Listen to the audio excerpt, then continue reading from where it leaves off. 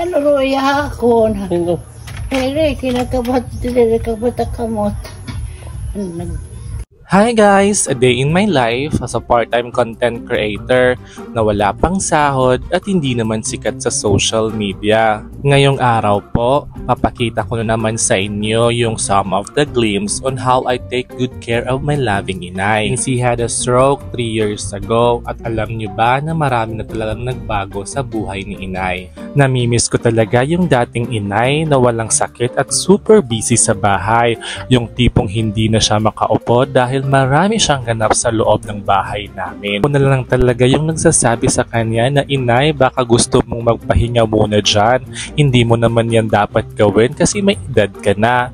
Pero alam nyo naman yung mga ganitong edad, gustong gusto na talaga nilang mabisi sa mga gawaing bahay. Syempre baka hindi nyo sabihin na hindi ako tumutulong. Of course tumutulong naman ako. Kami lang naman yung dalawang nandito sa bahay. So sino pa kaya magtutulungan dito? Pero ngayon, ibang-iba na talaga and I've been by her side to help her with everything. You know what? Isa itong malaking responsibilidad but for someone who raised me with so much love, it's the least that I can do.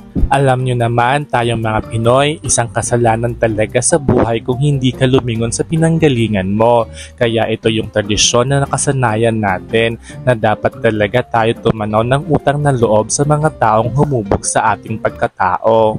So taking care of my inay now feels like a natural way to return that love. Tandaan mo ito, hanggang kaya ko pa, aalagaan kita at susuportahan.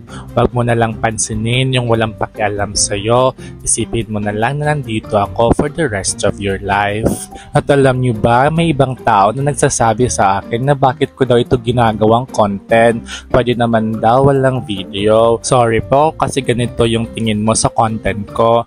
Ginagawa ko naman ito hindi sa gusto kong magpasikat. Gusto ko lang naman maka-inspire sa mga tao na pareho yung pinagdadaanan ko. Gusto kong sabihin sa kanila na hindi kayo nag-iisa. Laking grandparents din ako na hinubog na maging isang matatag na tao. Magpasalamat tayo kasi sila talaga yung dahilan ng lahat ng kung anong meron ka ngayon.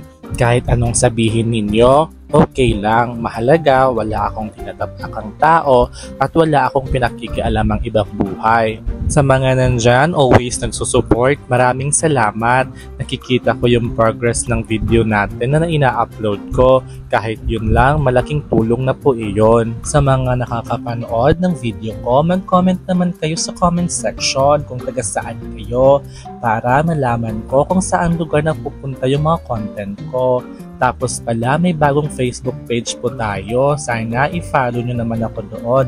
Just search my name, Savvy Bandoles Official. Aabangan kita doon. At yun lamang po for today's video. Marami akong na-share ngayon sa inyo. Sana may natutunan din kayo. Abangan nyo naman yung next content natin. See you soon! Bye!